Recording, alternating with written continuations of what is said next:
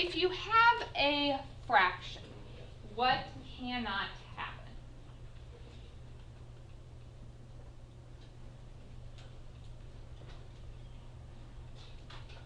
There's one thing that can never happen in a fraction. 0 can be on the bottom. Yep.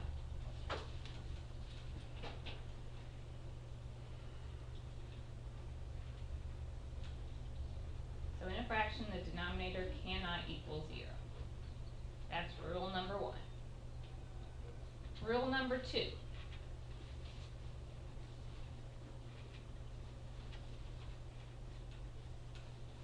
In an even radical, so by that I'm meaning like a square root, a fourth root, a sixth root, what has to be true about the thing under the radical? It has to like come out even or it's imaginary. What makes it imaginary? If neither will come out or negative, I think. If it's a negative. So the radicand, the thing underneath the radical, has to be greater than or equal to 0, because if it's a negative, you get an imaginary number.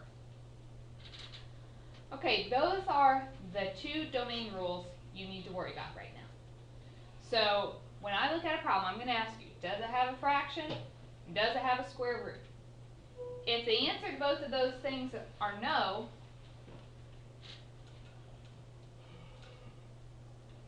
then the domain is negative infinity to positive infinity. If you don't have an even radical and you don't have a fraction, then you can plug anything you want in there. If we do have a radical or a fraction, we will have to make sure that neither of those rules get broken and figure out what x values would make it possible. Alright, so those are the only things you need to remember for every problem we do today. Okay?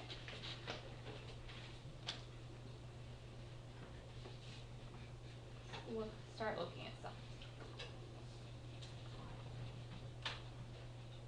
So number 1,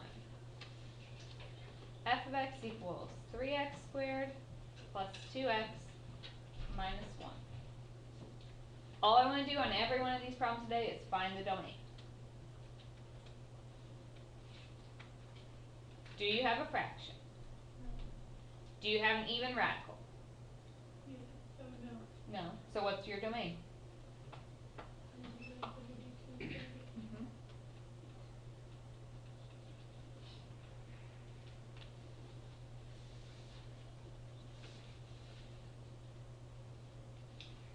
Okay. Number 2. Do we have a fraction? Yes. Yes. Okay, we know in a fraction the denominator, so that's 2, cannot equal 0. Does 2 ever equal 0? So what's our domain?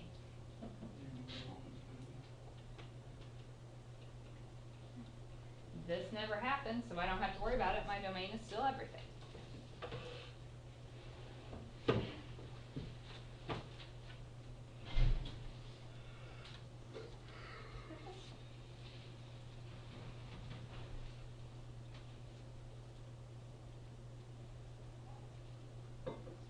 Let me go through this. I'm sorry, they're kind of 2x over x minus 3. So x cannot equal 3. Right. You have a fraction. If it's a fraction, the bottom cannot be 0. So that means my x cannot be 3. Now if I wanted an interval notation, that's saying you can have everything but 3. So that would be negative infinity to 3 with a parenthesis because it can't equal 3, union 3 to infinity. So I would expect you to be able to write the interval on this. My general rule is if it's just one value that x can't equal, I want you to write the interval. If we come up with more than one value, I will allow you to just say x cannot be. But in this case, I would like the interval. Is that one okay? Okay, so number 4. We have an even radical. So what do we know? X has to be greater than or equal, or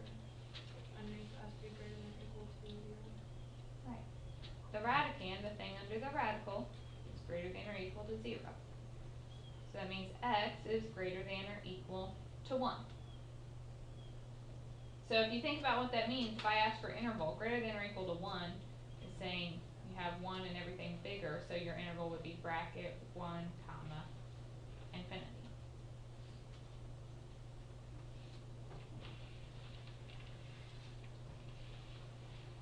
Okay, I'm going to give you guys a few too.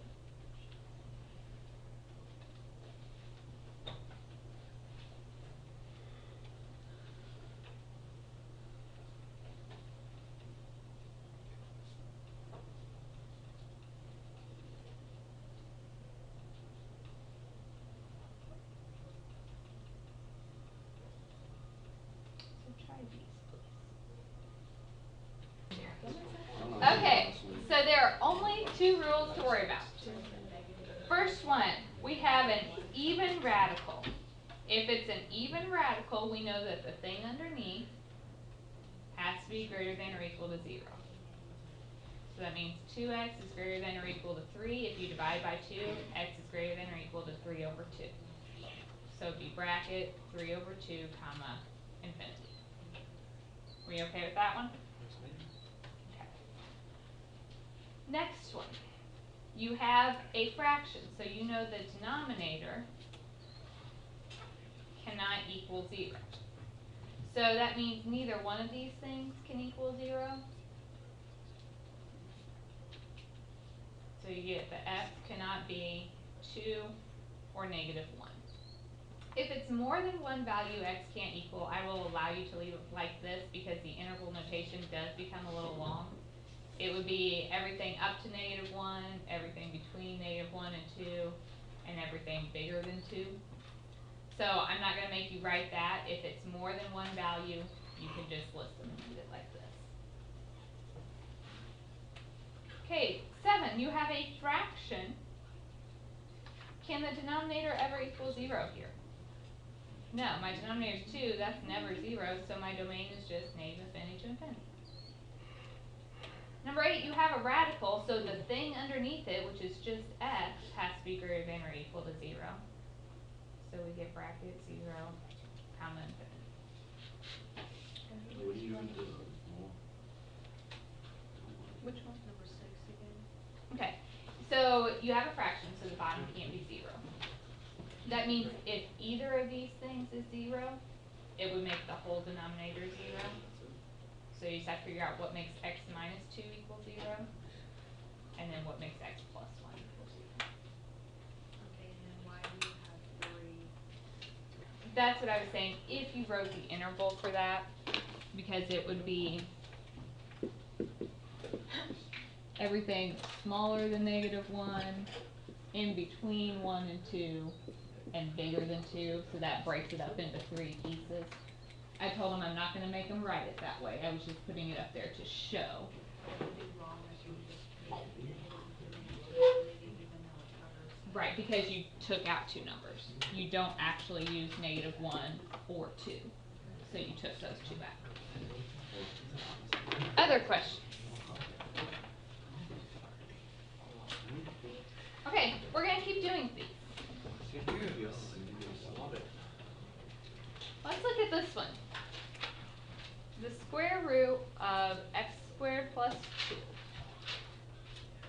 So it's an even radical. That tells me that the thing underneath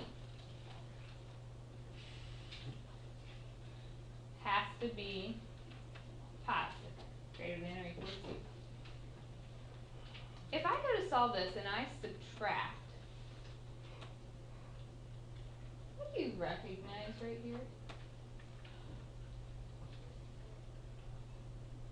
Yeah. What kind of?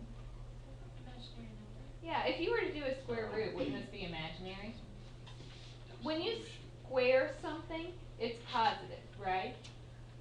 So will a positive number ever equal negative 2? No. So does this inside part ever actually equal 0? So what's my domain? Not, it's never 0, so any number I put in will work. So no matter what you plug in, it's going to be positive because you're going to square it and add 2. So any number you put in makes this positive, so you can plug any x value in that you like.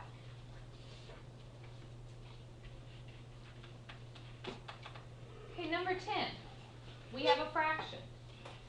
So I know my denominator, x squared minus 4x, cannot equal 0. What do I need to do to x squared minus 4x? Okay, we need to somehow combine this. Now, they're not like terms, so I can't actually put them together, but think back on this one, when they were factored, we were able to tell. So can we factor this? Yeah, just split x squared into 2. Or just pull out an x? Yes. And that would leave us with x minus 4. So kind of back to the beginning of the year now. So then you have two things multiplied equal to 0. So you know that neither one can equal 0. X can't be 0. And x minus 4 can't be 0. Just like when we were solving those quadratics back at the beginning. We were factoring and setting each part to 0. So we get, if you add your 4, x cannot be 0 or 4 here. If you plug either of those numbers into the original, you get 0 on the denominator. So if you have that fraction, try factoring your denominator and then setting each parenthesis to 0 to figure it out.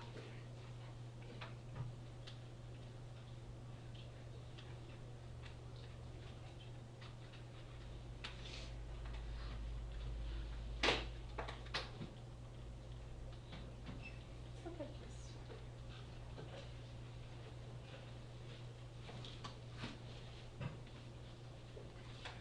Why don't you guys grab a graphing calculator on this one for me?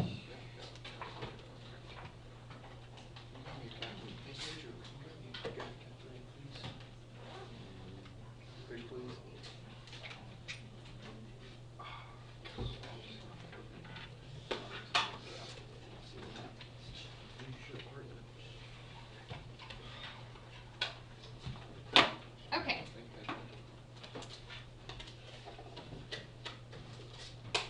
We have not talked a lot about this yet. It's something that's going to come up later. But I think we can still figure out an answer. We know that this thing underneath the radical has to be greater than or equal to 0, right? The problem is you can't just start throwing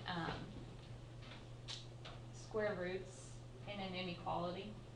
So what I would like for you to do is let's graph 4x squared minus 9.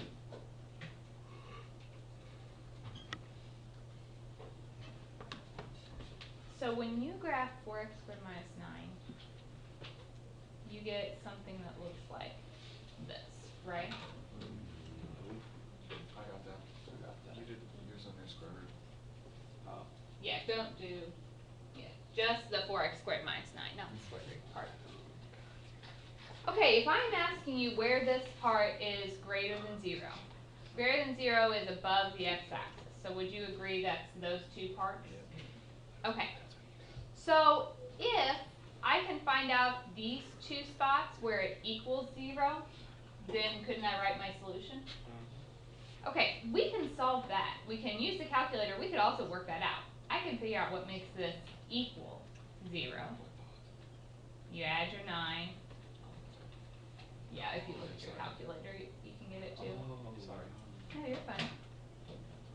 If you do a square root, anytime you add a square root, you have to add plus or minus. Square root of 9 is 3, square root of 4 is 2. So these points are positive and negative 3 over 2, or 1.5. Okay, you can use your calculator to find those, or I worked it out. So this is negative 3 over 2. And this one is positive 3 over 2. Okay, so we are trying to write where this was positive, above the axis. So how would you describe this interval? coming from negative infinity and stopping at, Negative 3/2. okay, this one picks up at 3/2 and goes to infinity. So that means as long as I don't put in something between negative 3/2 and positive 3/2, we are going to be able to work this out.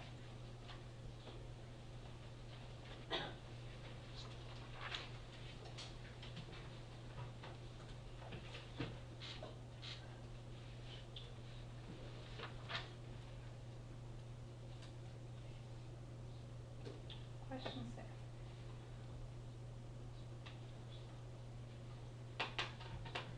Hmm? Alright, next one. Oh, yeah, probably. Yeah. I'll plug it in there. Yeah, it is. Okay, if I look at the next one, I have both things. I have a radical and a fraction in the denominator, don't I? I know if it's a radical, the thing underneath has to be greater than or equal to 0. But if x were 0, would that work in this problem? No, because it's a fraction, the bottom can't be 0. So really on this one, you have to take away the equal to because it's on the bottom. So we just get x is greater than 0. So how would we write that? Parentheses 0, comma, infinity. Excuse me.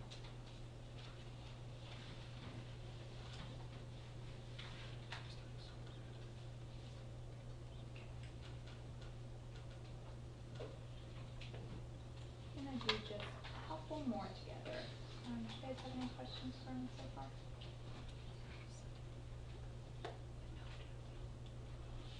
I am actually, I think, gonna skip to this one. So this is really our 13 and 14. These will probably be the last couple that we do.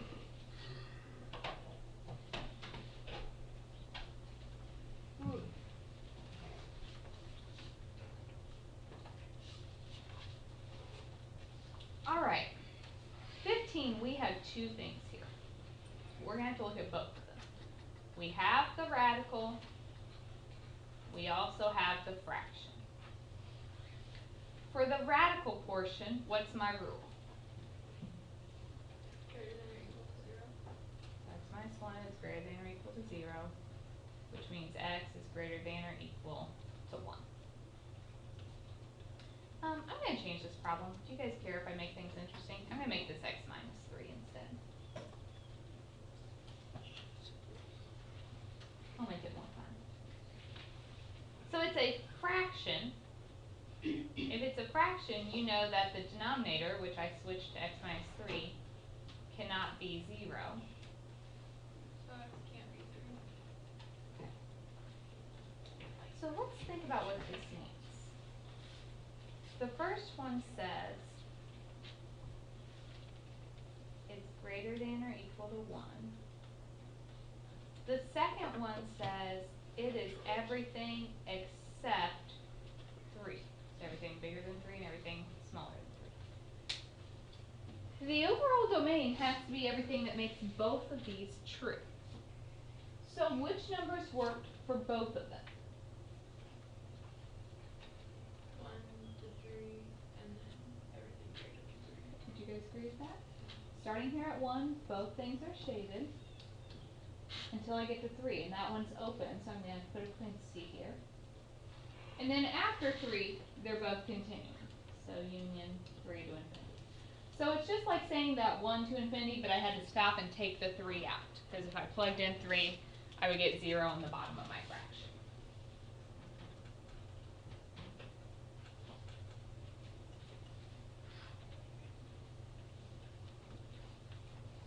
Questions?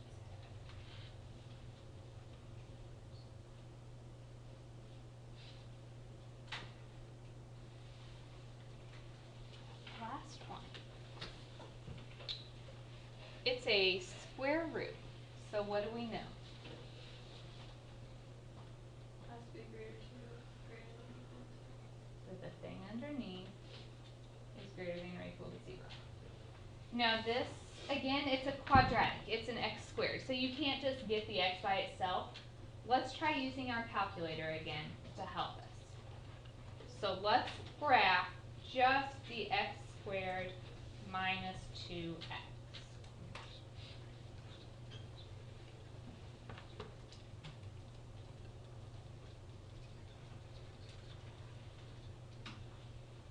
Can you tell the 2 points where that one hit the x-axis from your graph? 0 and 2. So my graph looks something like this. We want where that graph is greater than or equal to 0. So would you guys agree that would be here and here? So we know those points. How would I write it? It's everything except between 0 and 2, because between 0 and 2 you're below the axis. So it'll be everything up until 0 and everything bigger than 2. So negative infinity to 0 and 2 to infinity. Everything except that little middle chunk, because that gave you things below the axis.